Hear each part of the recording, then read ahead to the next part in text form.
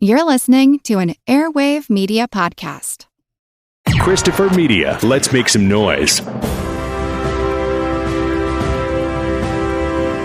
Hold your ears, folks. It's showtime. People pay good money to see this movie.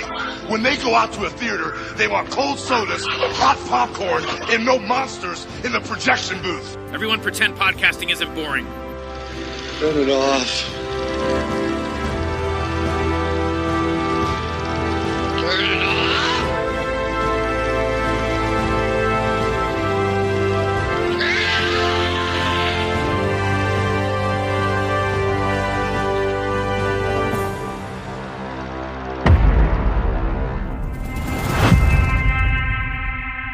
This is our only chance.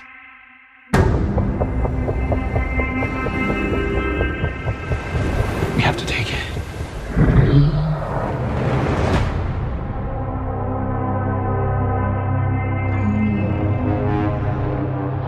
We need Kong. The world needs him to stop what's coming. And this child, she's the only one he'll communicate with. I knew that they had a bond. She had nowhere to go, so I made a promise to protect her. And I think that in some way, Kong did the same.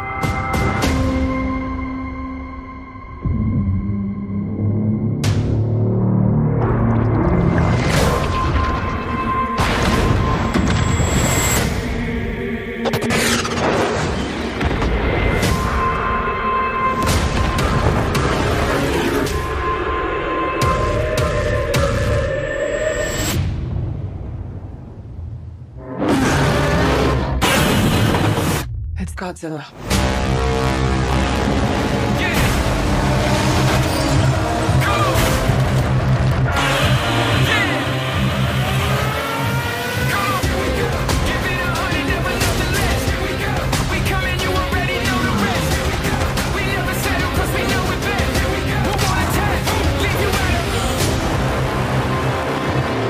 These are dangerous times. Godzilla's out there and he's hurting people and we don't know why. There's something provoking him that we're not seeing here. I'm of the same opinion. The myths are real. There was a war. And they're the last ones standing. I keep reaching for greatness because I'm built from it. Who bows to who?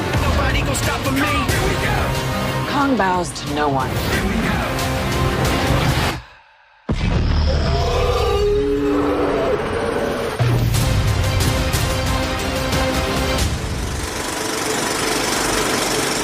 Hi, I'm Mike White. And I'm Chris Stachiw. And we are talking tonight about Godzilla vs. Kong. GVK. They don't even have the respect to call him King Kong. They just call him Kong. Could be because he's not big. Well, in the 51 years since the Skull Island stuff, he has grown quite a bit. But yes, this is the fourth film in the legendary Monsterverse. God, they couldn't come up with something better than that. And mind you, not legendary because it's good, legendary because that's literally the name of the company. That's the production house, yes. It's not because it's good, because up until this point, it has been 1 out of 3 ain't bad. Yeah, let's talk a little bit about our history here with these previous films. Let's start off with, I guess it was the first one, right? Was the Godzilla? 2014's Godzilla, just Godzilla. What did you think of Godzilla, starring the wonderful Quicksilver and Wanda Maximoff? As a married couple. It was weird because they were terrible in that movie, but yet they're not terrible actors, as we've seen with Elizabeth Olsen. Well, always. Elizabeth Olsen's a great actress. That movie is not good, and I know that a lot of people like it. And I don't care if you like. I'm not saying I don't care if you like it, but like you can like it. Go ahead. It doesn't matter to me. I'm not a fan of Gareth Edwards either. I don't understand the appeal. I saw Rogue One, and you can blame the studio until you're blue in the face. But that movie wasn't good. Godzilla wasn't good. And I'm sure my complaint with Godzilla is probably the same complaint that you have, which is for a movie called Godzilla, Godzilla sure isn't in it. Well, Chris, you gotta understand that in the classic kaiju days, the people were on screen much more than the monsters were. And then I will retort to that, the retort that I already had ready because I've already given it to you. That's because in the original films, it was more expensive to show the monsters, so they showed the people. Now that we have technology with CGI, it should be easier or at least more cost effective to just make the movie about the monsters because the Transformers did it. The Transformers franchise did. I mean, like most franchises that have monsters or creatures focus on the creatures. Don't discount Sam Witwicky. Those last two movies were terrible because there's no Witwicky in there. I kept waiting for the Witwicky. Where's the Witwicky? I said, where is he? Where's the Witwicky? So what's funny about Godzilla is the actors in that movie are good. Bryan Cranston, Aaron Taylor Johnson, Juliette Binoche. Ken Watanabe is in that film. Something I didn't get to mention on the last podcast we recorded. I'll mention it now. It is a bummer to me that Ken Watanabe seems to be the only Japanese actor that is hired in Hollywood. What the fuck is up with that? While he is amazing, why is he the only Japanese actor who gets cast in anything? Well, we have a new Japanese person in this latest one. We've got Shun Oguri in this one, but yeah, he's in the movie about as much as the lady who was twins in the last movie in King of the Monsters. And I didn't even realize for the longest time that she was a twin. I thought she just managed to make it from one place to another place very quickly because I don't know how people get around so fast in these movies. I mean, unless everybody is using the Hollow Earth, but how does Kyle Chandler go from wherever he is to Hong Kong? How does Millie Bobby Brown go to Hong Kong? Everybody meets in Hong Kong at the end of the film. And I was just like, you guys were all in Hong Kong this whole time? I really didn't think that. But they weren't in Hong Kong. They were in Blade Runner Hong Kong. As someone who has been to Hong Kong, I'll pull this card out of Wingard. Hong Kong doesn't look like that. That is what dumb Westerners think it looks like. They think it looks like Night City out of Cyberpunk. They think it looks like the city out of Blade Runner. It doesn't look like that. Yes, it is a big sprawling city, but it's not neon color coordinated, guys. Yeah, I was pulling up pictures of Hong Kong. I was like, Hong Kong skyline, show me this. Because I'm familiar with like the Shanghai skyline from the Bund looking over to the other side. And it's like, okay, yeah, we've got a good skyline there, but it's not. All of Shanghai is not lit up neon like that. And you would think that the entire island is lit up the way that they have this in here. And yeah, it is ridiculous to see how much. And I just kept thinking of all the human life that was being wasted. And I'm just like, guys, are we not going to address that at all? That these monsters? You motherfucker. Are you being serious or are you kidding? I'm being 100% serious because they are in the Gamera films that they've been doing in like Shin Godzilla and some of these more recent Godzilla films, like not the American ones. They actually look at like, here's what would happen if a giant monster actually came through your town. Here's how horrific it is. Here's how frightening it is. We had Cloverfield. Cloverfield is the closest to an American Godzilla that we have actually yet to see. Which is fucking sad in and of itself. Really sad because it's not a very good movie, but it takes 9/11 and transmits it into a monster movie, just like Godzilla 2014 kind of was taking Fukushima and turning it into a monster movie, but then not really. I mean, there were some parallels, and they did talk a little bit about, like, they had the whole evacuation scene and they had all this, but you come to this movie, to GVK, and they don't do anything about evacuating people, anything. I'm just seeing these monsters crash into these apartment buildings and businesses, and I'm just like, there's millions of people that are dead now in Hong Kong. That's fantastic. I thought you were bringing this up as a joke, as a dig at Snyder. No. Even though that's very similar. But to be fair, yeah, because that is the whole Snyderification of big fight scenes post Batman versus Superman. Is like, where were the people? Like, who fucking cares? But once you ask that question, that bell can't be unrung. I did not really always ask that question because I was less worried about the buildings and more worried about the action and what was going on.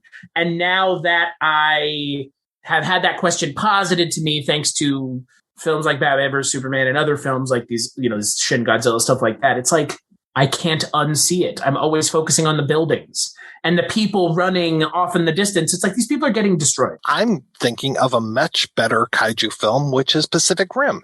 And I'm thinking of what happens when a kaiju attacks a city where Ron Perlman is, and you see all of the people running into underground bunkers. And it's like, okay, kaiju are a thing.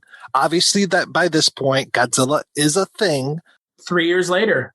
So you would think that they would have bunkers or something like that would protect them from a kaiju attack. But there's none of that in here. I mean, we talked about how you see the humans more than the monsters. I would say, and I know I'm jumping ahead, but I would say there are too many human characters in Godzilla versus King Kong. There's so many that I can't keep track of all of them. In Godzilla, there were, 3 human characters, and they focused on them too much. In Kong Skull Island, which I think we both enjoyed the most out of the first 3, maybe not this one, who knows, we'll get to it. The characters and Kong shared the space equally.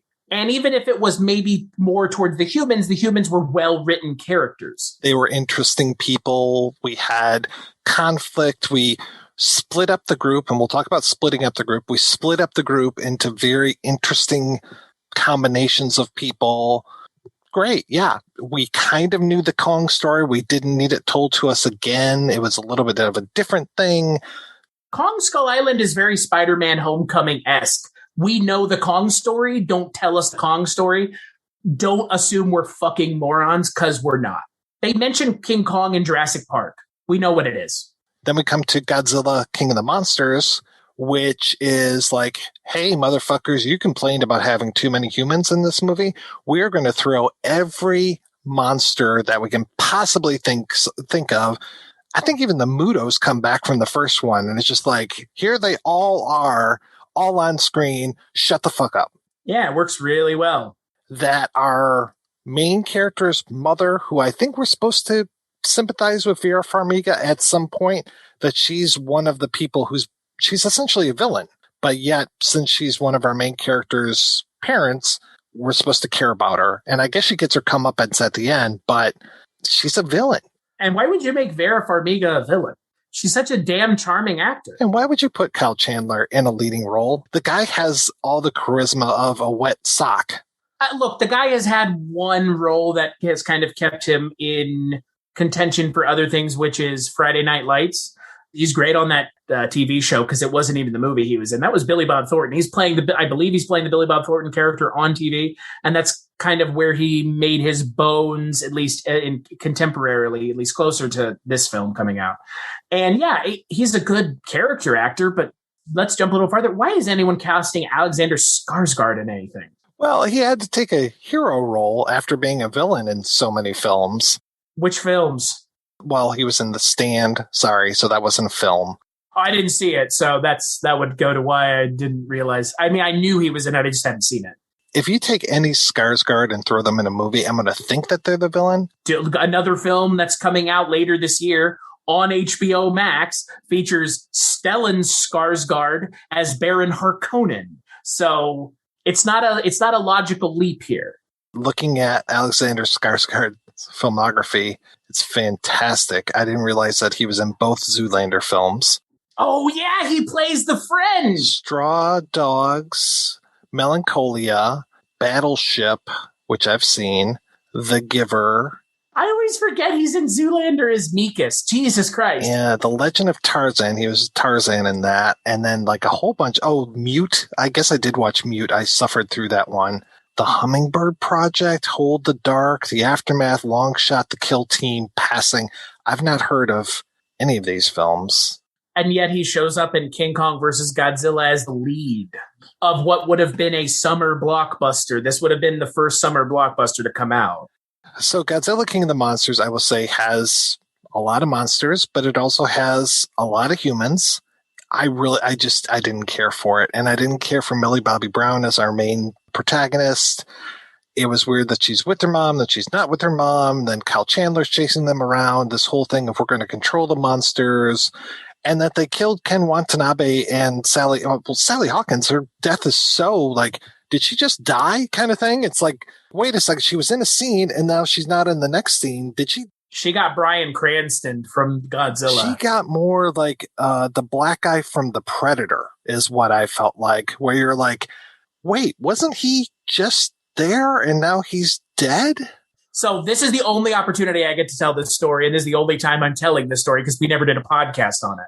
When Godzilla King of the Monsters came out back in 2019, I went and saw it in theaters, and my co-host at the time, Eric, really liked it. And I remember he tweeted something at Michael Dougherty about, I believe, correct me if I'm wrong, there's like a Thing reference in Godzilla King of the Monsters. And it's like a very subtle, like, I think it's like the name of the Arctic base that they're at.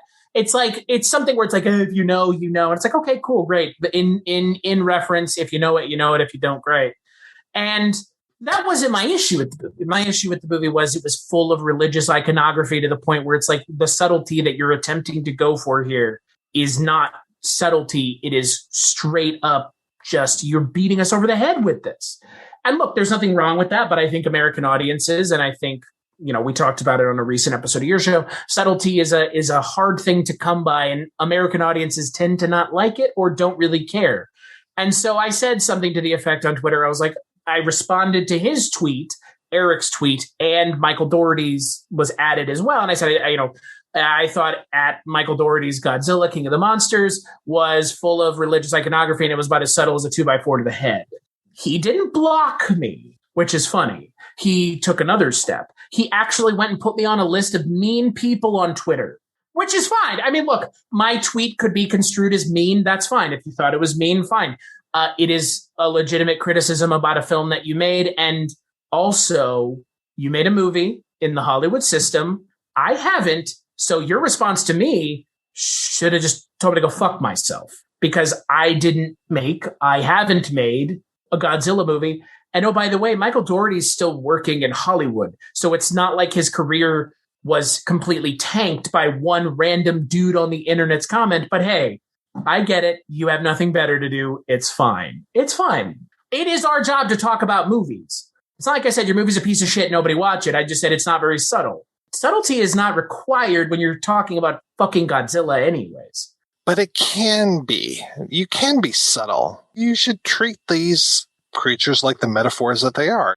The metaphors that they were created to be. Kind of perverse American directors co-opting a creation of a culture that created that thing solely to try and figure out how to deal with the fallout, both literal and figurative, fallout of a nuclear bombing and a world war. And then we're just like, nah, it's just big monsters fighting and destroying more Asian cities. Like, oh God, come on. At least have them fight in New York or something. Put it on our home soil for a while.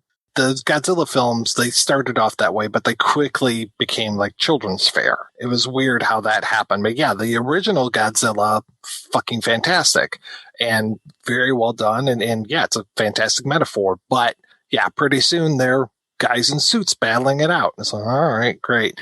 And yeah, to take our thing of King Kong, who is, you know, kind of a stand-in for colonialism, and just like, okay, great, thanks. And race relationships, you can also put those on there as well. You can talk about the 76 version where they're there for oil. It's just like, wow, okay, there's a lot of stuff going on here.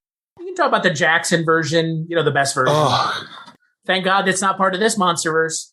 I'll just put it out there. I did not enjoy Godzilla versus Kong. Me either. What a surprise, said no one. We're going to take a lot of shit for not liking it because we can't get past the fact that, you know, well, here's the thing. We talk about movies all the time, so we don't know anything about entertaining movies. We just know about high art. No, I love watching stupid shit.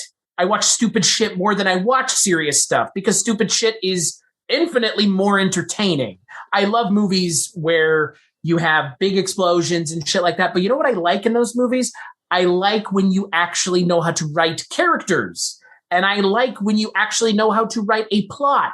Because, yes, this movie features King Kong and Godzilla fighting. There's so much of that, I can't complain about it. But you know what?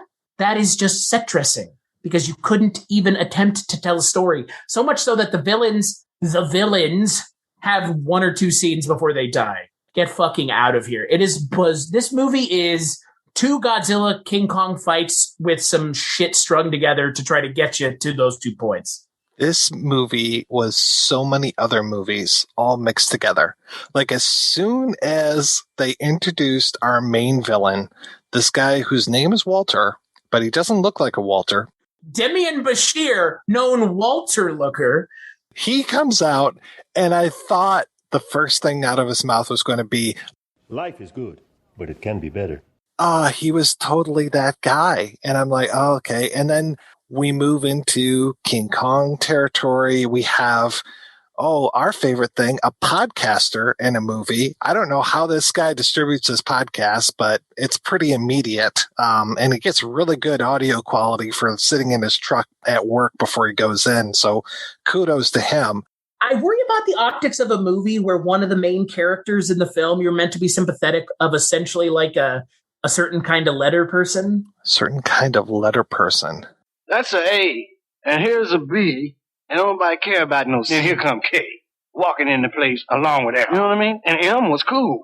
M said to N, Q, Q, Q, Q. A QAnoner. The main Brian Tyree Henry's character is essentially like a conspiracy theorist. If you buy into one conspiracy in this movie, you have to buy into all of the conspiracies. Like that they're putting fluoride in the water? That they're putting fluoride in the water. That was my biggest fucking problem with this movie, because Millie Bobby Brown seems like she should be our protagonist, but as soon as he asks her if she drinks tap water and she says no because of the fluoride, I'm just like, wait, she's crazy? I don't want a crazy protagonist. She's a conspiracy theorist too. Does this all come because the Hollow Earth conspiracy theory is actually true in this universe? What the fuck is going on? I don't want to sit here and be like, oh, the fucking millennial guy. But for me, it's a little weird that you're trying to make a character who's essentially a QAnoner, a sympathetic character. And the optics of it in 2021 aren't great. Look, if that's not what you were going for, I get it. And that's fine. But like with so many other things, it's less about what you're saying and how it's being received. And the way I'm receiving it is, this is a Alex Jones-esque character, probably even more fringe than that, given the things that he's talking about, being, like you said, validated. And it's fucking bonkers because he's one of the protagonists and he shouldn't be, given what he is. He thinks that something is happening at work and something actually is happening at work. Okay, great. Cool. You can talk about your podcast. You can talk about that. You can talk about that there are kaiju in this world and how fucked up that is. That's great. Yeah, it's not even a conspiracy theory. But why are you bathing in bleach? Why are you not drinking the tap water? Like I said, if one conspiracy is true, they all seem to have to be true in this. Or at least they're being perceived as such. I would be absolutely fine if he was a podcaster doing a serial type podcast, but about his place of business, and that they seem to be covering something up, and it seems to have something to do with Monarch and the kaiju. Okay, great. That's cool. Go for it. But yeah, he is completely unhinged. And oh God, the Chekhov's whiskey bottle in this movie. What the fuck? How many times are we going to talk about the whiskey in the holster in his thing? It's just like, here, let me hit you. Because not only do we get that once where we get it set up, but then we get it again in the middle of the film. And I'm just like, oh my God. And they have to use that in order to short out the computer. I'm just like, Russell, just pee on the thing. It doesn't matter. If this was Deadpool 2, that's what you would do. You would be pissing on it. God damn it, I'd piss on a spark plug if I thought it'd do any good. Yeah, I honestly forgot that he was in Deadpool. As soon as I saw him, I was just like, okay, that's the guy from Deadpool 2 and The Hunt for the Wilder People. And he's wasted in this film. He's just like the whiny little bitch friend where I'm like, why are you even friends with Millie Bobby Brown? Or the fact that there's a character in this film who is the son of Ken Watanabe's character from the last movie who's now just a villain. That was wrong. Kyle Chandler shows up for 5 minutes for no reason. 3 scenes, I believe. For no reason. This movie feels more like the Snyder Cut Justice League movie I was expecting than the Snyder Cut Justice League movie ended up being. There were all these people in this movie for 2 or 3 minutes, and that is what I expected from Zack Snyder's Justice League, was just to be like, oh, and here comes the Flash, he walks through. Here comes the so-and-so, he walks through. And in this movie, that is what we get. Here comes fucking Lance Reddick. Here comes Damian Bashir, because Lance Reddick's in this movie. Yeah, what the fuck, man? When he showed up. I don't know. So I was reading on Wikipedia that, where is it? Reddick's role was originally larger, Wingard stated. There was a scene earlier in the film, a big boardroom scene where they're setting up the mission. He had a larger role, but ultimately we didn't need that scene. Release the Wingard cut. Frankly, I think you kind of did need that. If you're going to focus on one character in the movie, focus on one character. That's all I have to say. Focus on one fucking character. Focus on the little deaf girl and how she's teaching King Kong sign language. Though it sounds like he actually says the word home when he signs it. I'm like, can he actually speak? Like, is he going to vocalize? Is he like Caesar from Planet of the Apes? Focus on that relationship, and then go ahead. You can expand to the Kong Whisperer lady, and then maybe you can expand to Alexander Skarsgård. But then that takes you into another movie, which is The Core. Like, suddenly the movie becomes The Core for 5 minutes. I'm like, oh my God, where's DJ Qualls when I need him? It actually becomes something even better. It becomes Journey to the Center of the Earth all of a sudden. Where was B. Fraser and The Rock? Were they lost down there?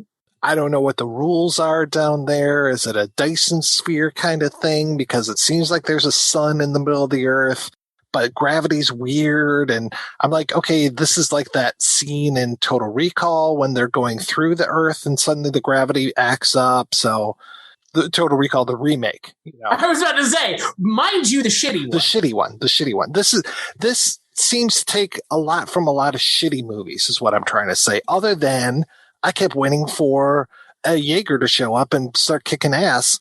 I mean, a Jaeger did show up.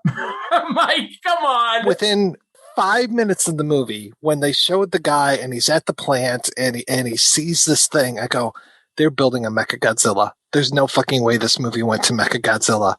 Sure enough. When we talked last time on the last podcast we did together, I was talking about the spoiler that started with an M and ended with an A. And it was the spoiler that everybody guessed before the movie even came out. I don't know how you managed to not spoil it for yourself. Oh, yeah. I stayed away from everything. To me, having a limited knowledge of the Toho films, but knowledge enough, the introduction to Mechagodzilla in this film is similar to Doomsday's introduction in Batman v Superman. It's like, this is a bigger part of this universe than you're treating it. And Mechagodzilla, I believe, correct me if I'm wrong, in a lot of Mechagodzilla movies, he doesn't just get destroyed. He just gets thrown somewhere else so that he can come back. What are they going to spend millions upon billions of dollars to rebuild Mechagodzilla, or is Mechagodzilla dead after a fun fight scene with I will say this as well, because we're talking about Mechagodzilla, he looks like shit.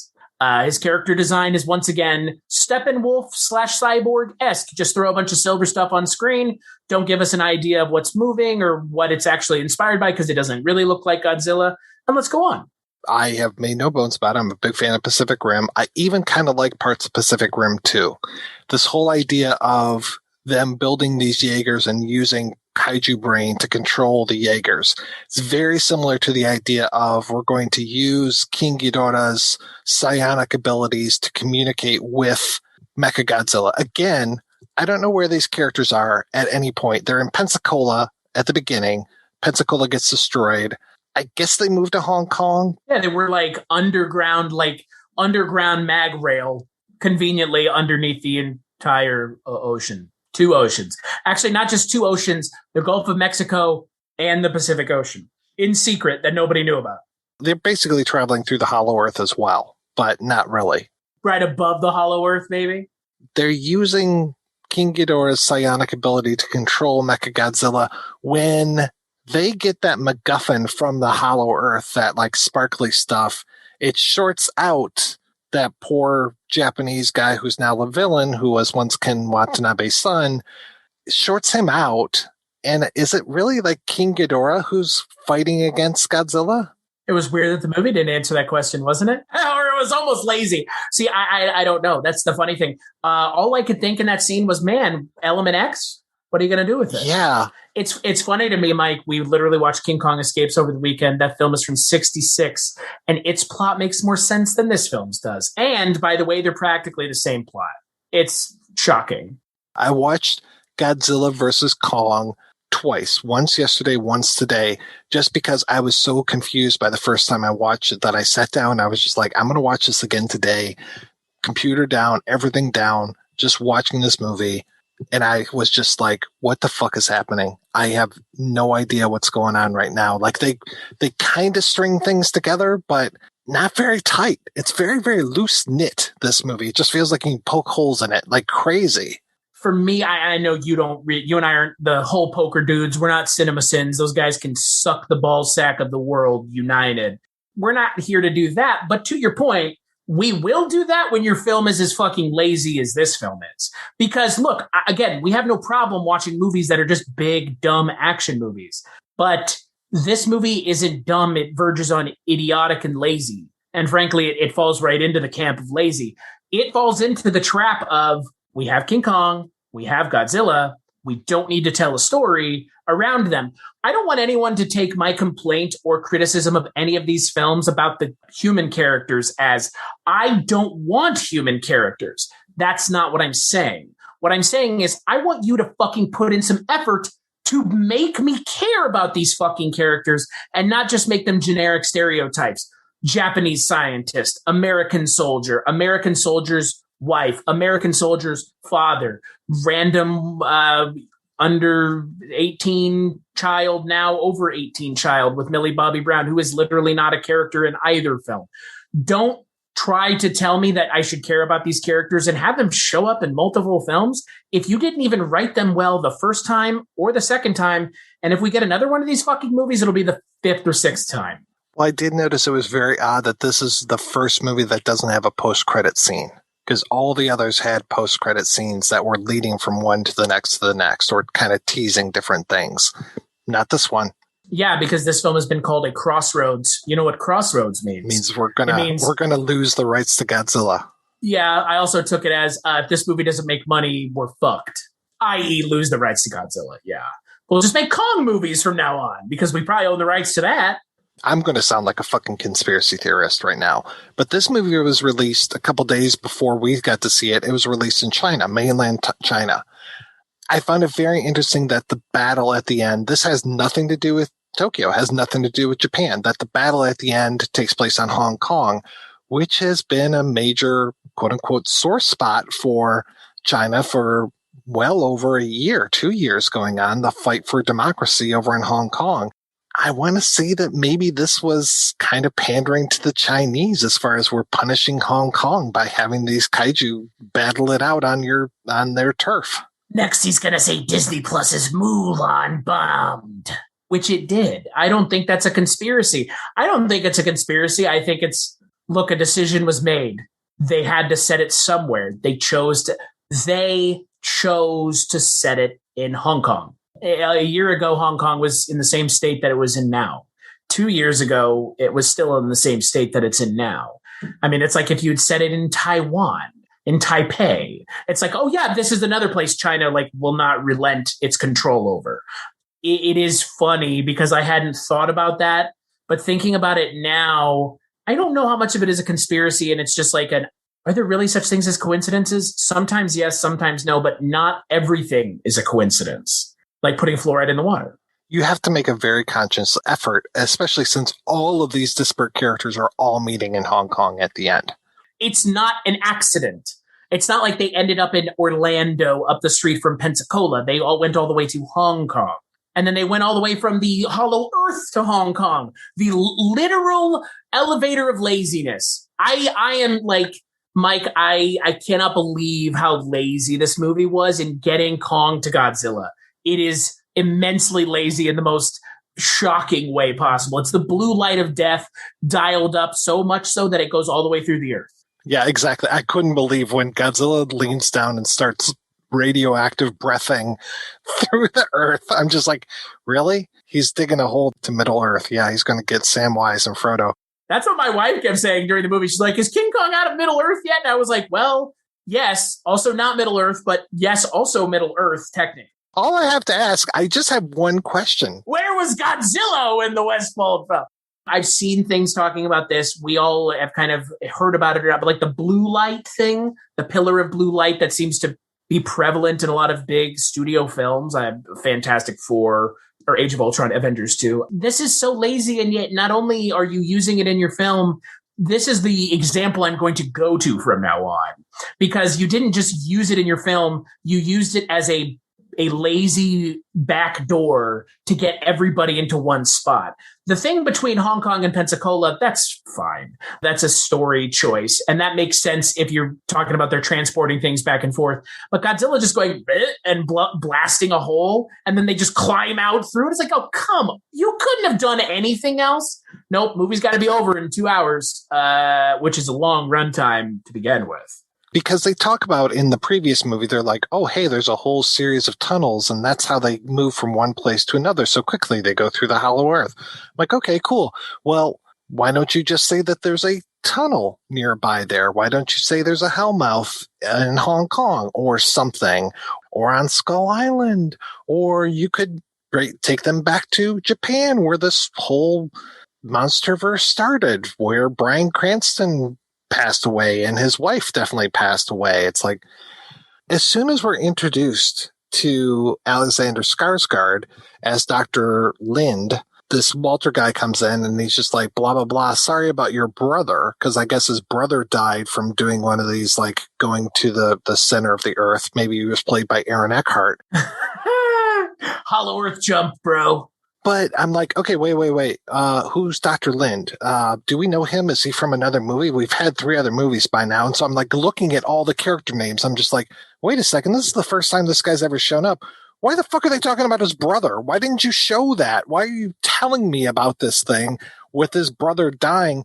I don't know this guy. I have no empathy for this guy. And I don't know who his brother is either. So what the fuck? I don't care. I was checked out of this movie pretty much from minute 1. And it drove me crazy because I'm just like, no. I want to get interested. I want to see this little girl from the tribe. Okay, cool. That's good. They're kind of tying into the previous films from Kong Skull Island. I was intrigued when Kong figured out that he was in the Hunger Games and threw the spear up at the sphere that was keeping him inside. Okay, that was intriguing. I don't know why Godzilla's been around for all these years. Kong's been around for all these years. I don't know why 2 alpha predators have to be fighting on this entire Earth. Okay, so you're talking about the Kong containment thing. And again, we're going to nitpick here because, again, this is a movie that doesn't seem to think that the audience should use their brains more than for 2 minutes, which is unfortunate because when you treat your audience like idiots, the quality of entertainment decidedly declines because all of a sudden people are okay with just making something with no character progression or growth. I mean, you have Millie Bobby Brown's character in 2 films and she doesn't grow between either one. And you have a character show up twice. That's the point. But all of that aside, the film lost me immediately when it came to the King Kong Containment Center. He never left before anyways. Where was he going? That island was surrounded by a storm. Did the storm go away? Did it go away at the end of Kong Skull Island? I don't remember it going away. It didn't go away. My wife swears that there's a line in the movie about the island sinking. And I'm like, I didn't hear that at all. But it didn't sink anyways. Because they're on the island. What I didn't understand is you're going to go and study Kong. Fine, cool, makes sense with Monarch in this universe. But you build a dome, even though King Kong is not a flight threat. And did they build the dome on Skull Island, or was that another island? No, it was on Skull Island. It said Monarch Containment System Skull Island. But in my mind, it gets better. So Kong is on Skull Island under a giant dome. They're also on Skull Island and like a research part. It's been established that Kong is not harmful to people, but yet you've put this giant creature in essentially a Jurassic Park Indominus Rex-esque dome. So you're treating it like a wild animal. And then on top of everything else, the main other female character played by Rebecca Hall, another great actress, completely underserved by the role. She goes like a third of the way through the movie. She's like, he can talk with sign language? Like, I've been studying him for 10 years. If you've been studying him for 10 years, were you studying very hard? Were you studying like I did the night before an exam in college, where you just, did it the night before and then you were surprised that the kid could do sign language? It was super weird. Like, there are a lot of scenes in this movie that are being played very dramatically, like the scene where the little girl comes out and does sign language with Kong, and then you have Rebecca Hall come out and it's like, oh my God, he can sign language? Yeah. Yes, you should have known. You were teaching him sign language. Why are you surprised? For me, it rings hollow like the rest of the film. It's all set dressing. There's no substance. The wizard is standing behind the curtain like, don't look back here. It's just a bunch of buckets full of detergent to clean the floor with later. There's so little of substance in this movie. And I think the unfortunate thing is, because you focus again on the characters throughout the humans again, and they didn't write them very well, it's not a good movie. The character of Walter Simmons is supposed to be our big bad. Then you've got the Asian guy, the Japanese guy, Ren Serizawa, played by Shun Oguri. And then you get his daughter, Maya Simmons, who just shows up to give us one-liners and break balls. I'm like, why is she even here? And then heel turn at the most obvious moment. Yes. I'm like, okay. I'm surprised she didn't get stepped on by Kong. She was that type of a character. I was waiting for the spaceship to start rolling, and then instead of going left or right, she just kept running straight and then let it run her over, a la Charlize Theron of Prometheus. It cracked me up. I couldn't tell, and this is of me digging way too deep. I couldn't tell if Adam Wingard was making like a King Kong-frontation reference. I don't know. Do you know what I'm talking about? Kong-frontation, the ride at Universal Florida. There was a ride called Kong-frontation where you would sit in this already sounds better than the movie. You sit in a trolley car that is connected on top. So imagine like Peter Pan's flight. And this trolley car can tilt, and you go on a track like you're on a trolley car in New York when King Kong shows up. And it's a giant King Kong puppet. But the thing that I don't know, and if he was going for it, awesome. That's great. It's really cool. Is there's a scene where you're like in front of Kong and he's like grabbing and shaking your trolley car. And I think that Isa Gonzalez scene where she dies after being in the movie for 10 minutes, I think it was like a weird nod to that. If not, it was a cool shot of like Kong grabbing the thing and then going, fuck you, and crushing it. But like, again, that character is supposed to be a villain.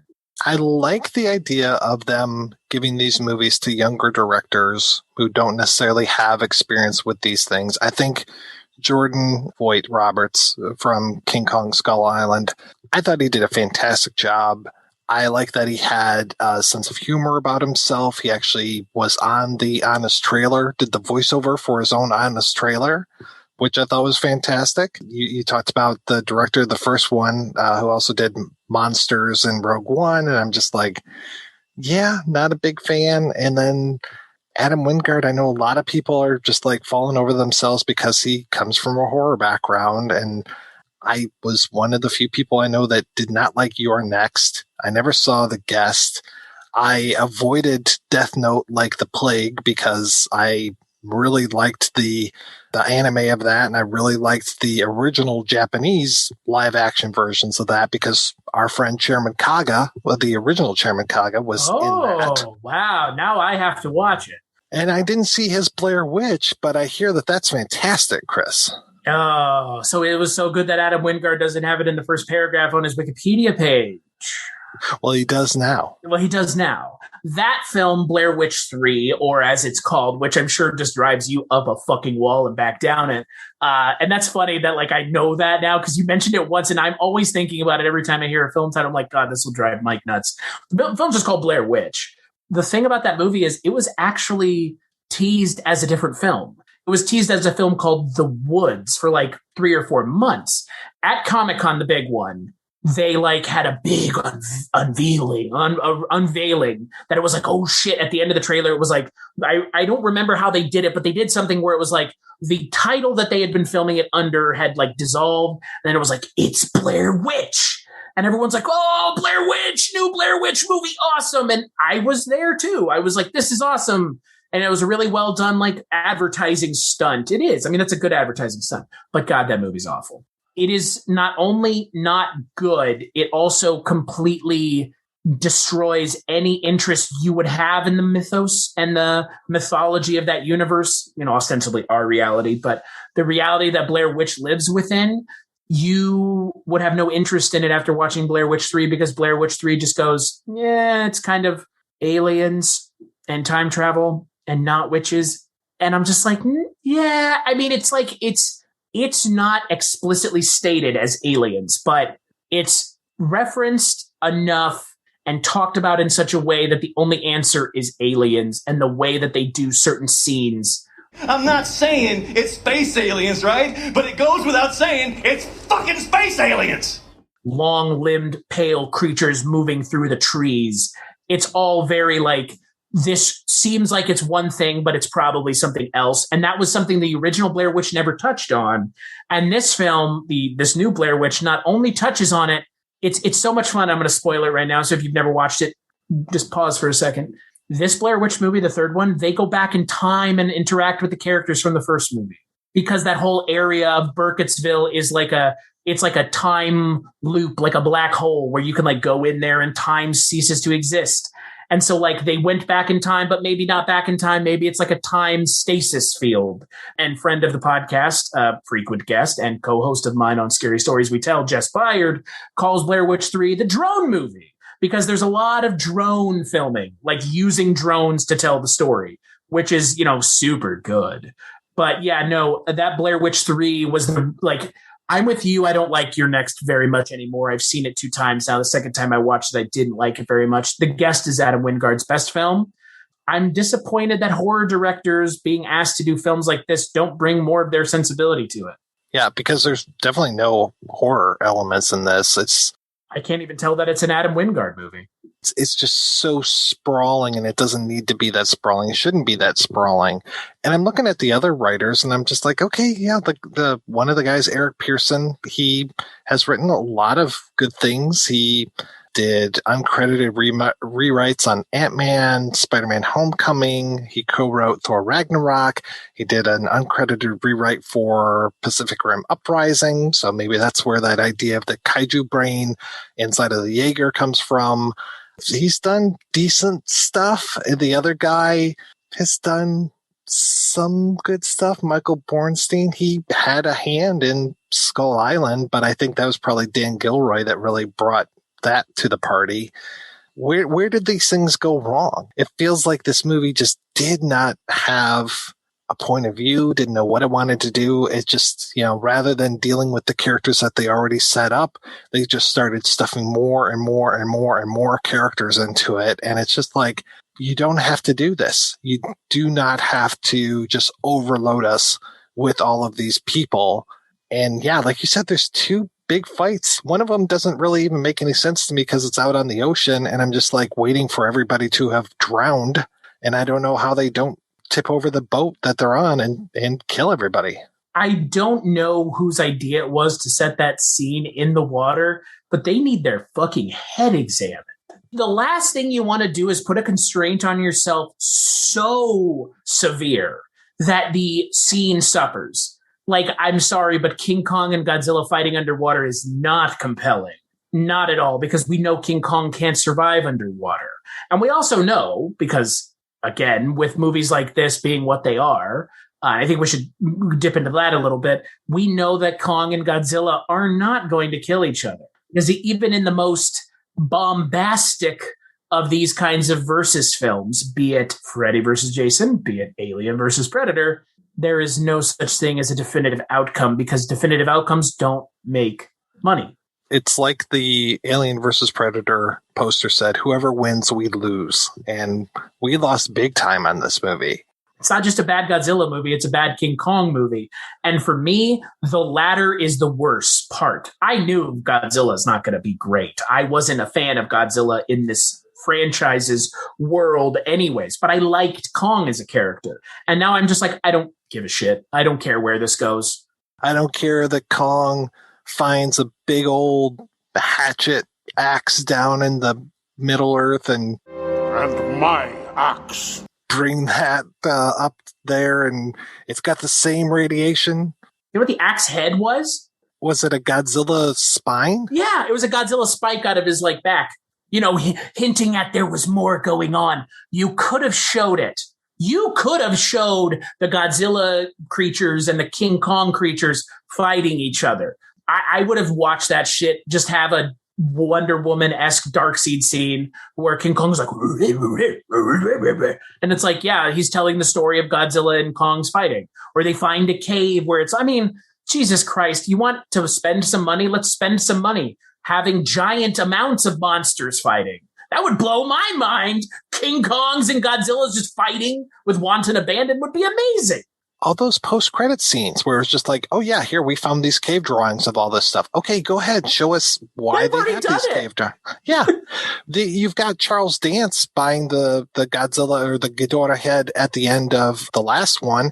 So why isn't he in this movie? It's like, I didn't even understand how Millie Bobby Brown knew what skull crawlers were, that they kept that name that John C. Reilly comes up with in Kong Skull Island, and that she sees one of these things and goes, oh, that's a skull crawler. And I'm like, that's the accepted nomenclature, and that has gotten off. Okay, I guess because your dad works for Monarch, we can pretend that you know that. Thank you for pointing that out. But that was like a throwaway line when they're running away. They're like, oh God, it's a skull crawler. I thought the same thing. I was like, that is a King Kong thing that it wasn't in Godzilla King of the Monsters because it could have been. Why was he growing all of those skull crawlers? Was it just to have something for Mechagodzilla to spar against? I guess to vaporize with its laser. Don't give it a mouth laser. Be different. Don't be exactly laser. Godzilla. Chest laser, eye laser. Didn't the Mechagodzilla in the original Toho films had eye lasers and chest lasers, right? Pretty sure. It's been a while since I've seen those, but what I don't understand here about introducing Mechagodzilla is, again, the buildup should have been more. Mechagodzilla is a big deal. I mean, the fact that they're building a giant robot inside of Mount Fuji? Or I know it's not Mount Fuji, but again, this could have been any nondescript Asian city, given that they're just, neoning it into the ground. It almost makes more sense that it's Tokyo in a way. It busts out of a mountain, just near the town. They're just building a Godzilla in the hills. Yeah, sure. Who cares? Had he said something, had Walter said something about, he could have been Tony Stark in it and been like, hey man, these kaiju are here. These monsters have come from we don't know where. Some of them have even come from outer space. We got to have protection against this. And so, but his motivations are so vague. It's just like, oh, there's 2 alpha predators, so I need to make this thing. And you know what? Junkie XL, who I think did the soundtrack for this, it's a lazy fucking soundtrack. Every other time I've seen Godzilla show up in these other movies, you get the Godzilla theme. I didn't really hear that too much here. I didn't hear a Kong theme. I didn't hear a Mechagodzilla theme. I would have loved towards the end when you get those 3 guys battling it out, having those three themes fighting would have been fantastic. Pull together musically what you're doing visually. No, we're not going to do that. We're just going to have... Leitmotifs are for Lord of the Rings, Mike. Leitmotifs are for Godzilla movies, too. They're for any movie where you respect your audience. And I felt very disrespected by this film. I actually 100% agree with you. That is kind of the same feeling I had. And the sad thing is, it's not sad, but I guess it's a difference of how you approach watching film. I've talked to a fair amount of people and seen a fair amount of people on Facebook, as I'm sure you have, who enjoyed it. And I don't see what you enjoyed outside of the 2 things that I enjoyed, because if you enjoyed more than that, I don't know what the fuck you were watching this movie for. I enjoyed this movie for 2 things: Godzilla and King Kong and fighting. And they do it 2 times. That's it. There is a bunch of shit in between that doesn't need to be there because it's not well written. If it had been well written, I want to see characters. Give me a character who has some vendetta against Godzilla or Kong and is trying to hunt them or something. Put in any effort as opposed to none, because I like monsters fighting, as I know you do, but I don't like them fighting when there doesn't seem to be a reason. when our dogs play and my granddaughter's over and she sees them and they're roughhousing and stuff. And she's just like, why are they fighting? Every time I saw Godzilla versus Kong as the title, I just kept thinking in my head, why are they fighting? There's no good reason for them to fight. They should be friends. And how do they control Godzilla? I don't know. I don't know how they control Godzilla. He just shows up. He destroys the one plant. They make him out to be a terrorist. They have a CNN break. They have, like, in the beginning of the movie, they have, like, the commercial break for Walter's company. And that goes on a little bit. And then they have the CNN break after Godzilla destroys the factory. And I'm just like, are we going to get to the movie anytime soon? Like, this is really strange how you just keep breaking that and going to other things. And where was the CNN news break at the end of the movie where hundreds of millions of people in Hong Kong died? But Pensacola, Florida, more important. Don't put those news break things in your movie if you're not willing to do it another time. Or you could be like Paul Verhoeven and put news breaks in there and actually show how ridiculous the world is and, like, use it as an opportunity to build the world. They have news breaks in Pacific Rim. The opening of Pacific Rim is like, here's what happened when the kaiju came, and here's how we were affected, and showing the entire world of Pacific Rim in 5 minutes in the opening credits for it. Why don't we have that here? Like, now that we've seen Godzilla multiple times and we've had this huge fight in Boston with all of these kaiju and stuff, where's that? Where's, like, I remember Boston, like people wearing pins or something. Like, we talk more about the incident that happened in New York for so many years after the Avengers than we will about these monsters destroying Boston. And they straight up destroyed it. It's super weird because, to your point, and this is something I'm not sure that they've really contemplated a lot either, this movie came out in 2014. This movie is very much inspired by Nolan and Snyder. It is. It has to be. They're taking the Godzilla story and they're throwing a coat of paint on it that is meant to make it more adult, more palatable for mature audiences, give you something to chew on. At least that's what the first movie tried to do, and it failed at it horribly. That notwithstanding, you can't do that in your first movie. Not do it in your second movie. Do it in your third movie, and then not do it in your fourth movie. Because Kong Skull Island is way before anything, so they don't have to address it. They address the Vietnam War thing, which is the Samuel L. Jackson character, which you reminded me, and I rewatched it. I was like, oh, God, you're right. He's totally in here.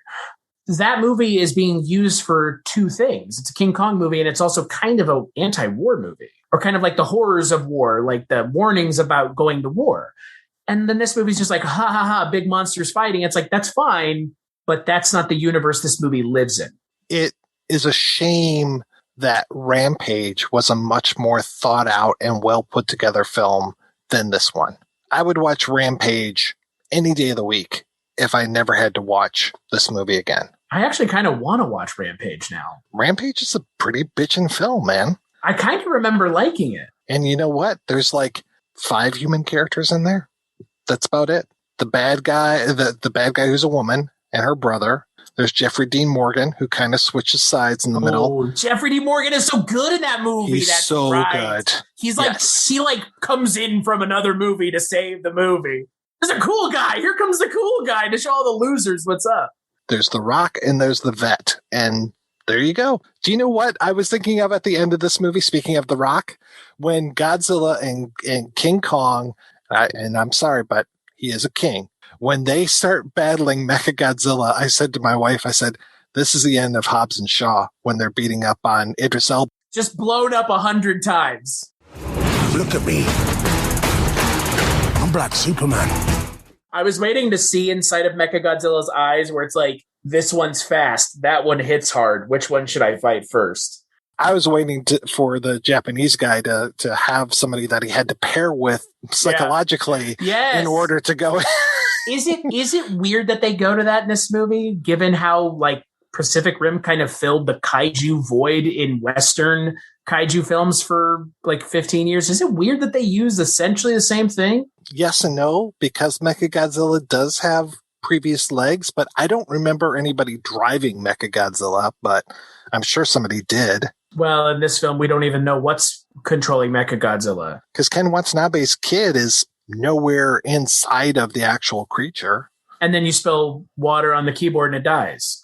I'm glad that there were a lot of protections in there. It's kind of like the end of that fantastic movie, Under Siege 2: Dark Territory. Oh, yes. When Steven Seagal destroys the computer monitor, thus disabling the program from running on the computer itself. That is how that works. I can confirm that. I can confirm that to you. It's like that bit from Star Wars where Han Solo just goes, everything's fine, and shoots it. That is this movie's climax in a nutshell. Except it's not played for laughs. It's like a serious, like, oh, your wife's whiskey. It's like, no, this isn't earned. You're trying way too hard. And that banter between the two of them, like, went to computer camp, and I'm like, oh my God, this is so bad. My wife, who is always the astute observation, has said, this Gen Z dialogue is making my head hurt.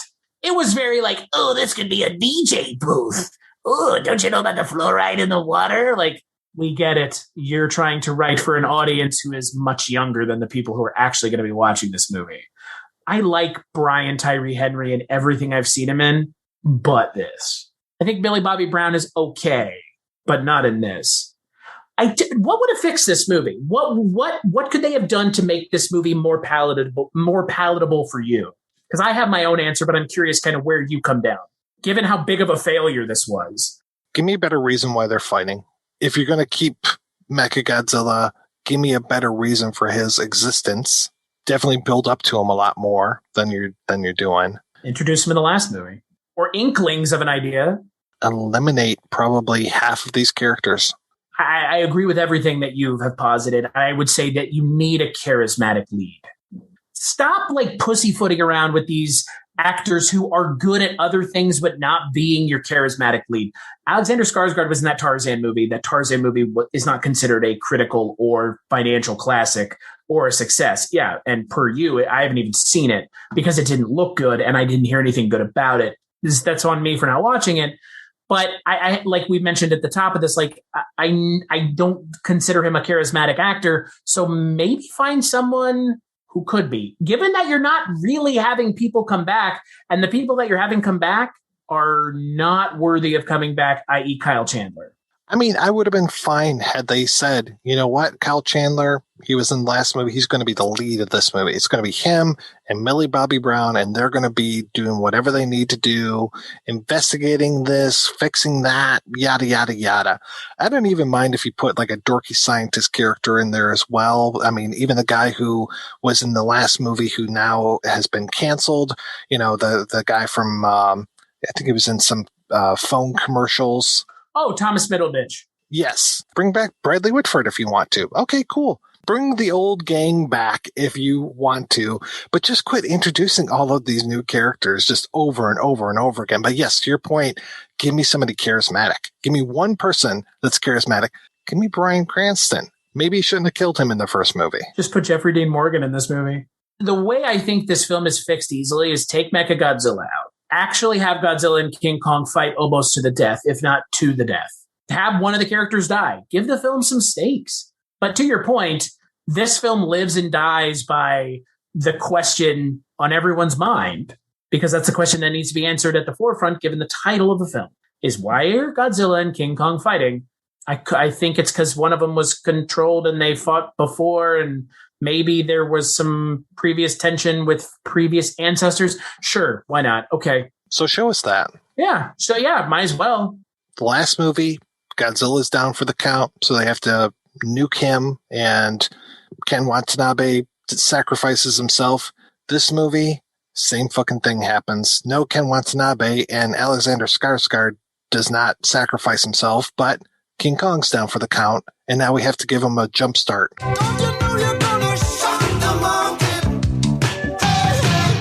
Okay, great. Really? I was like, again, we're going to do this? I don't even get why they quit fighting the first time, because I guess Godzilla was knocked down, King Kong was knocked down. He didn't get up again. Only heaven could really keep him down. But then they turn off the boat and they're just like, oh, if we're quiet, Godzilla will go away. Literally, that's part of this movie. Sight is based on movement. It's lazy, and I fear that the laziness is being ignored in place of enjoying two big monsters fighting. But again, I will go back to another thing that we can say with absolute certainty. you could literally watch 30 other movies with monsters fighting, and it's just as fun. It's actually probably more fun because I hate to break it to a lot of folks, but the Toho movies aren't necessarily good, quote unquote. They're entertaining in how kind of bizarre they are, i.e. King Kong Escapes. I had so much fun with King Kong Escapes, laughing both with it and at it. But you know what? Laughing at a film and enjoying it for kind of how fucking weird it is okay. It's perfectly fun. It's actually, I would rather do that. I would rather watch King Kong Escapes again than this, because at least watching King Kong Escapes, I know that the directors were doing what they could with what they had. And yes, it's cheesy. Yes, it's cornball. It's kind of almost unwatchable in spots due to certain actors, chirping out the same lines over and over again. But at least they understood that these characters are a giant fucking monkey fighting another giant fucking lizard in this movie, another monkey robot in the other movie. This is not serious. If you want to be serious, fine. But the problem is you can't be serious and expect things to be serious and then not actually, like you said, talk about the loss of life and the economic impact of all these things that are happening. And like displacement of people and people that don't have homes and families that are being destroyed. You want to get dark? Let's get fucking dark. Now you want to get nuts? Come on, let's get nuts. The fact that a giant monster walks through these people's town, they're just like, meh. No, like millions of people are dead. Yeah. Like, I don't know what the body count is in this Monsterverse here, but it's like millions of people. You want a good kaiju film that we haven't talked about already, that is not Pacific Rim, that is not King Kong versus Godzilla, that is not King Kong Escapes. I think I mentioned the Gamera films. I will say again, go back to Gamera Guardian of the Universe from 95, Gamera 2 Attack of Legion, and Gamera 3 Revenge of Iris. I saw Revenge of Iris at the Toronto Film Festival years ago. Fucking loved it.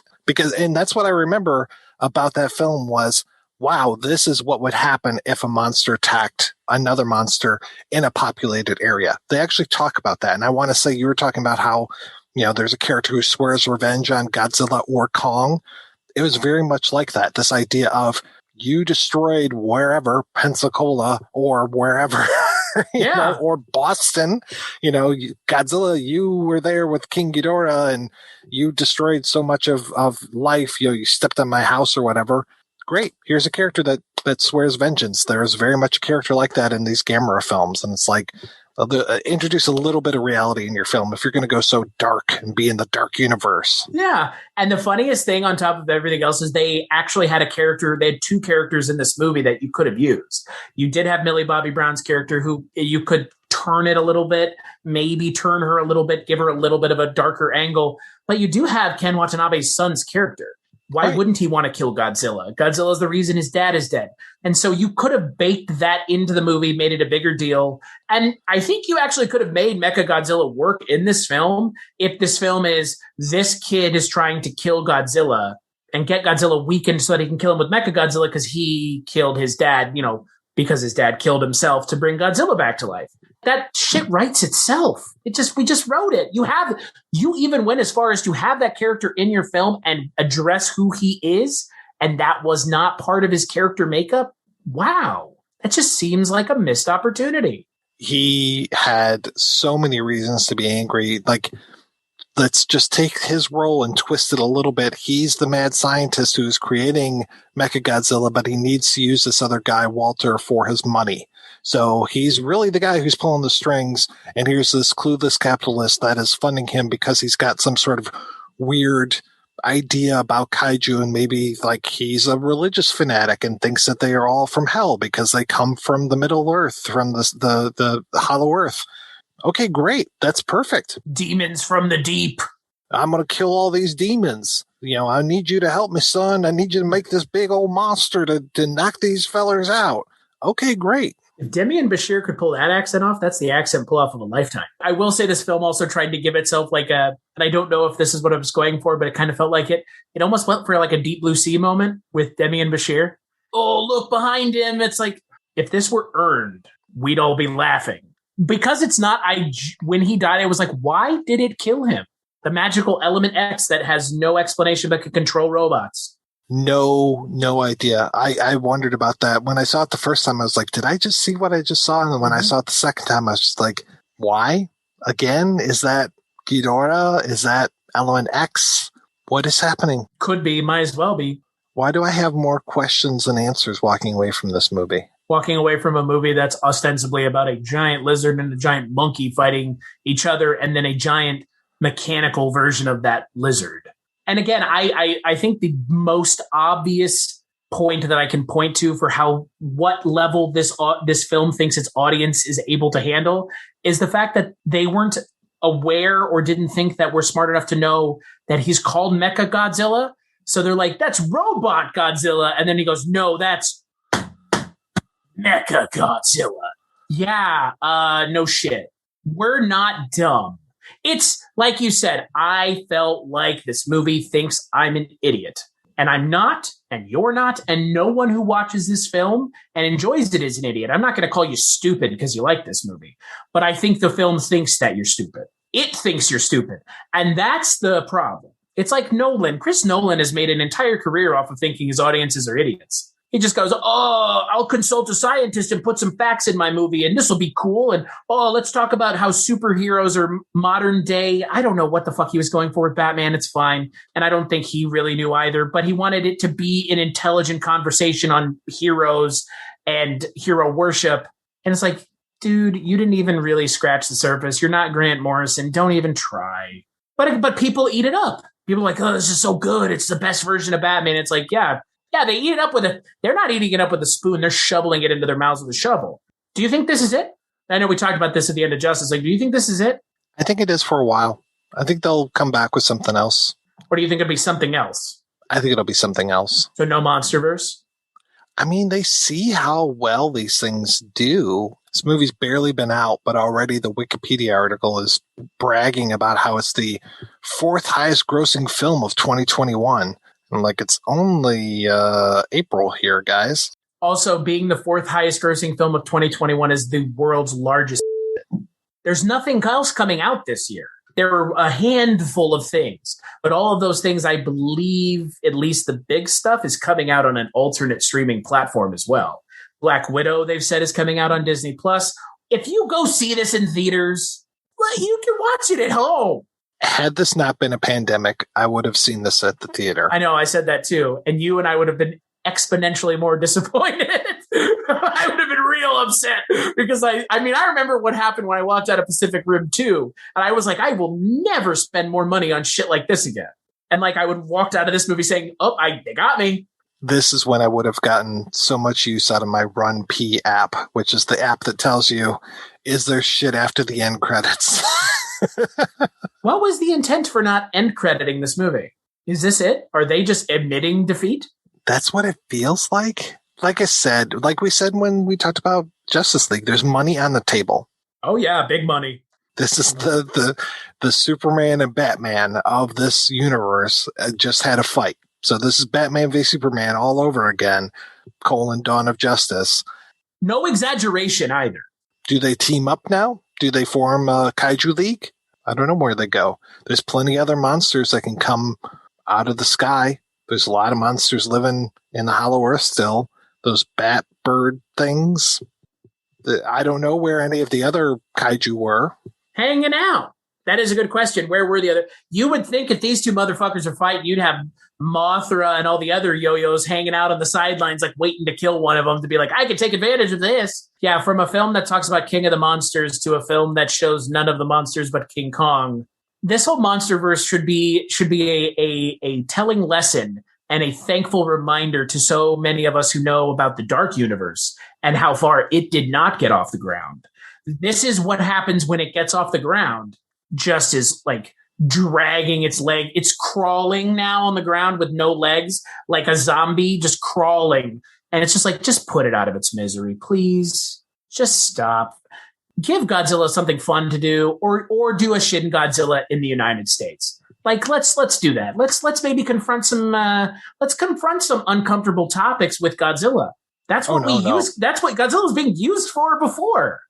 We can't do that. We can't make people think when they watch these movies. That's okay. You know what, Mike? We'll always have 1999's Godzilla. And we'll always have Kong. Skull Island. Why don't they call him King Kong? I don't know why. I'm wondering if it's a rights thing. It's kind of weird. Is it? Because it wasn't King Kong Skull Island, was it? It was just Kong Skull Island. No, and then they never call him King Kong in this movie. They just say like, oh, he's the king. He bows to no one. Great line from the trailer, too. Yeah, there are a lot of lines while I was watching this. I haven't seen the trailer, but there are a lot of lines where it's just like, that's got to be in the trailer. He bows to no one. Yeah, it's exactly. Like we've kind of been talking about here. I think the intentions were good going into this Monsterverse. I don't think anyone, Max Borenstein obviously was one of the early people in this, and obviously, like you mentioned, he had a hand in this. But Max Borenstein is the only writer on the original Godzilla film, and I think his heart was in the right place. I don't think it worked very well. And then I think that probably should have been the spot where we stopped, reassessed some things, and moved forward. And I have no issue with introducing Kong or Mothra or Gamera or Rodan or any of the weirder ones that look like lobsters with pincers on their heads. Introduce weird shit. Let's get weird. But don't oscillate between fun and serious and fun and serious and fun and serious. Because the only movie that's been fun in all of these movies has been Kong Skull Island. That's because it didn't take itself seriously. It didn't take itself seriously, but it did. It did when it needed to. And it knew when it didn't need to. They knew when to put the laugh lines in. They knew how to use John C. Reilly very well. The more I think about that movie, the more I like it. And I've seen it plenty of times, and I enjoy every single time I watch it. And what's sad is I look at that movie and I just say, why couldn't all of this been like? Why was that why is Jordan Voight Roberts' version of Kong the only film in 4 movies that actually has a heart and soul and feels like it cares about the story it's telling you? Is it because all of the human actors are much better actors? I don't know. I think Millie Bobby Brown is good in everything else but this. She's pretty good on Stranger Things. Alexander Skarsgård's okay. I mean, Rebecca Hall is great. Brian Tyree Henry is good in everything else. I think it's a kind of an issue of you're more on top of who you're casting is probably right. I think there are good people, but I think the people that are in the roles that don't need to be there are the problem, like Alexander Skarsgård. I think there are good people on both sides. On all sides. We're surrounded by them at all times. All around us. It's just there in the air constantly. I want to know what Demian Bashir said when he read the script for this movie and was like, I'm in 3 scenes. Okay. Easy paycheck. Or Lance Reddick, for fuck's sake. God, that guy is such a good actor. Why are you I love here? Lance Reddick. Yeah. God, talk about a guy that can't take it, that like has a sense of humor. His bit on the Eric Andre show is is my favorite bit because he is on the show, but he's in on the joke and he's part of the show. He's a guy who is self-aware, and seeing him in this movie, it's like, man, they must have paid you a lot of money because they did. This movie was a Warner Brothers film? Legendary's Warner Brothers, right? Well, yeah, because this was released on HBO Max, so yeah, it's a Warner Brothers film.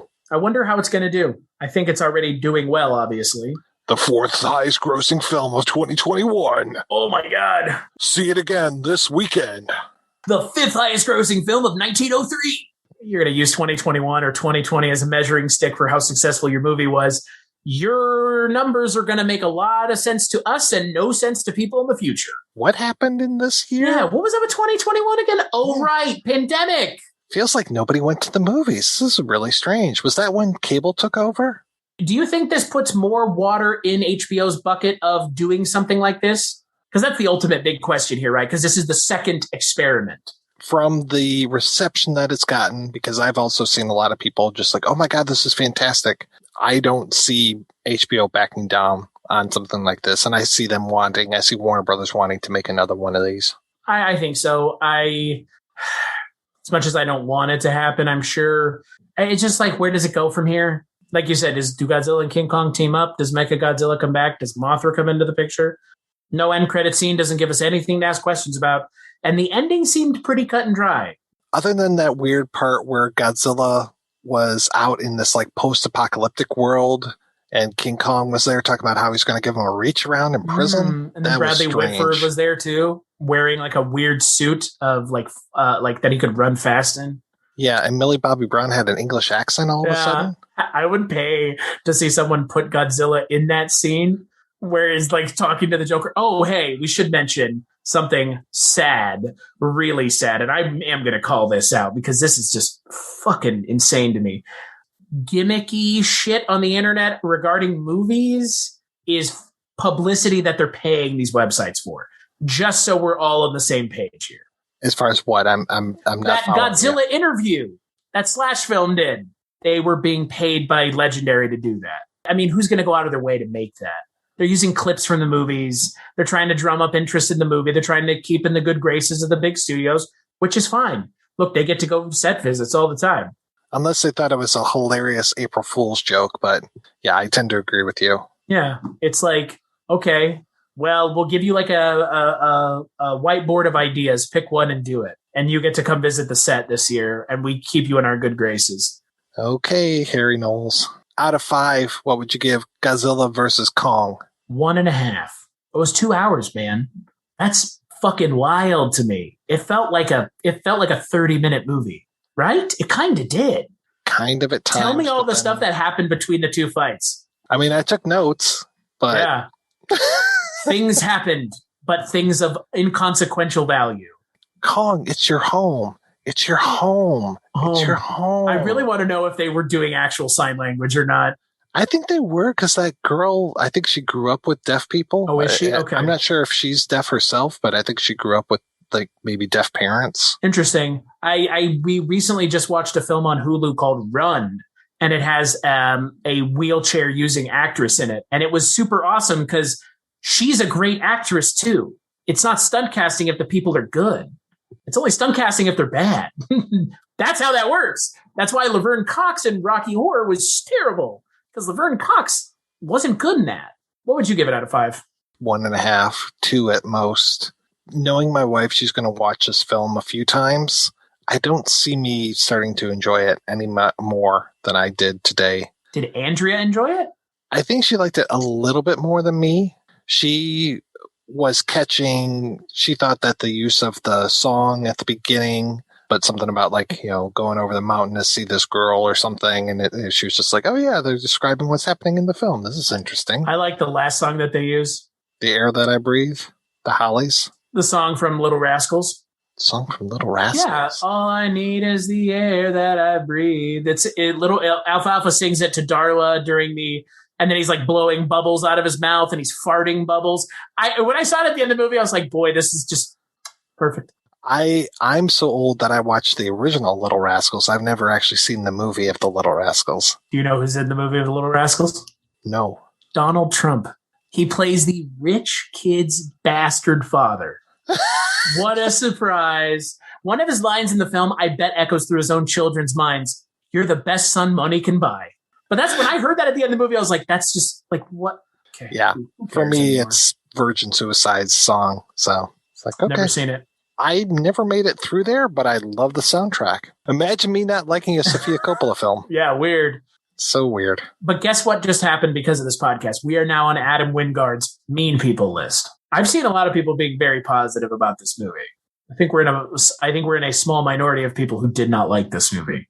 I'm looking forward to Sunday to see the pitch meeting. I really like Ryan George's work. I imagine it'll probably be 2 weeks before they get the honest trailer out for this thing, but probably I think they'll do a good job with that as well. I want to hear what Red Letter Media has to say. I know how much you hate those guys. Yeah, they're the worst. I would love to have Jay. I would love to have Jay on my podcast. I really would. Same I would here. like to have. Well, haven't you had Jay on your podcast? Yeah, a couple times, but yeah, he's welcome back anytime. Never had Mike though. No, never Mike. And I don't know if Rich. I'm not sure. His laugh is where it's at for me. I bet that they don't like this. Yeah, I have a feeling that they won't. But then, according to Josh, they just hate everything. Says the man who hates everything. Yeah, I know. It's convenient. Except for weird, like the Bear Wench project, Sure. Well, but that's how you establish your cred is you hate. See, this is what I was told because people told me this. The way I establish my cred as a film person is hating everything that you like and telling you all about the things that I like that are way better. Oh, okay. That's our perceived. Were you Chris Cabin? No, I have friends from college that were like, you just don't like good things. And it's like, right, Batman versus Superman, sorry.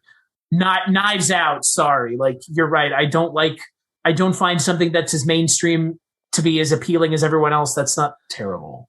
But then if you do find a mainstream movie you like, you have to call it your guilty pleasure. Mm-hmm. Right, because we can't just like things. Just like we couldn't just like Marvel and DC separately and together. Can't like King Kong and Godzilla. Right. Team Kong, Team Godzilla. Yeah. Where was that? Team. Where was that? They did. They had that all over Twitter. Oh, really? Yeah, and people are just like, why are you Team Kong or Team Godzilla? This doesn't make sense. Yeah, like what is the defining characteristic of either versions of the character in these movies? I could understand Team Captain America versus Team Iron Man. Of course. They had some very distinct POVs, which were very well earned in previous films. Do you know what's really cool? And I think this is where we should close this podcast, but I think it's something that we didn't really talk about. But you bringing up Captain America and Iron Man is very funny. That is the only version of these kinds of movies that has ever worked.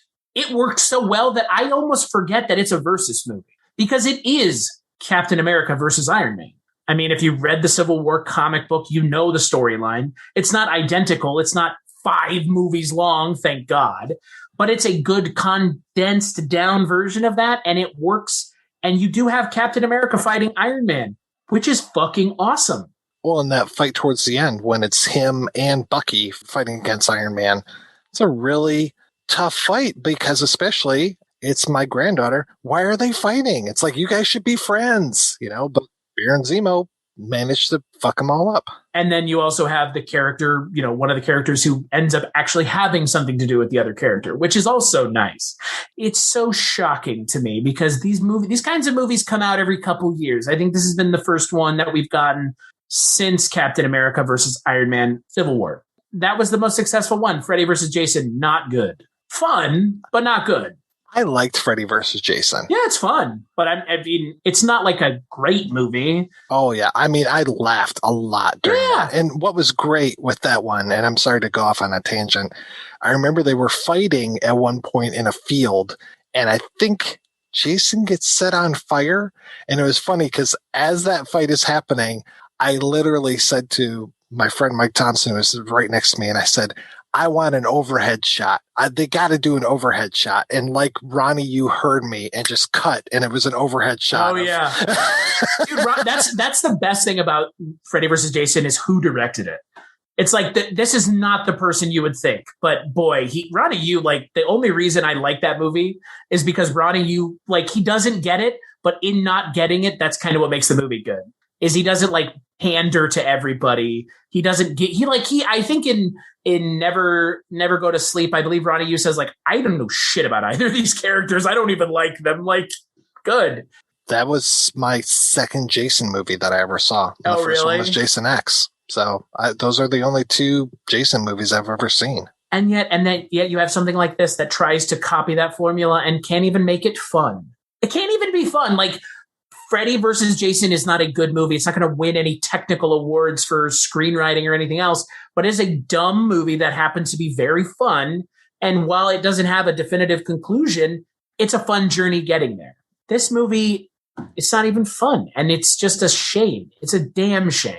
So, Chris, when you're not complaining about things that bring people joy, where can people find you? You can find me on Twitter at Christmas Claus. And yeah, I'm complaining there all the time about things that I hate that you love. Don't lie. You're barely on Twitter. I know. I'm barely on Twitter because if I was on Twitter all the time, people would attack me. It's not like I'm out. It's like I'm a soft-spoken guy. I'm pretty outspoken with my opinions. You would be put on the mean people list constantly. That was the joke I texted Jess before we started this. I was like, you think I can get on a couple more lists by the end of this podcast? Because we talked about every single one, so I'm expecting all of them but Jordan Voight Roberts to put me on the mean man list. You're so mean, Chris. Where can people find you when you're not complaining about things that people love? You can find me over at projectionboothpodcast.com, where I complain about things that nobody cares about. I care about them. Well, thanks, Chris. I appreciate that.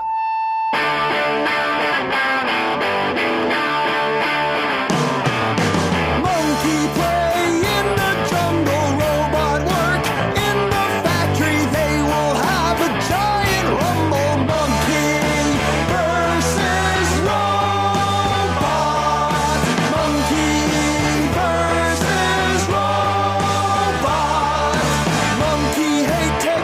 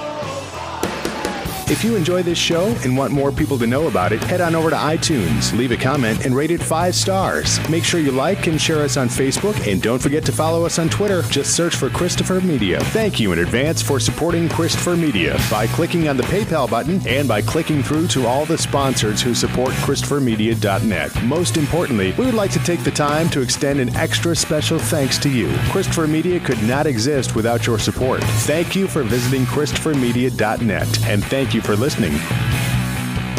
Christopher Media. Let's make some noise.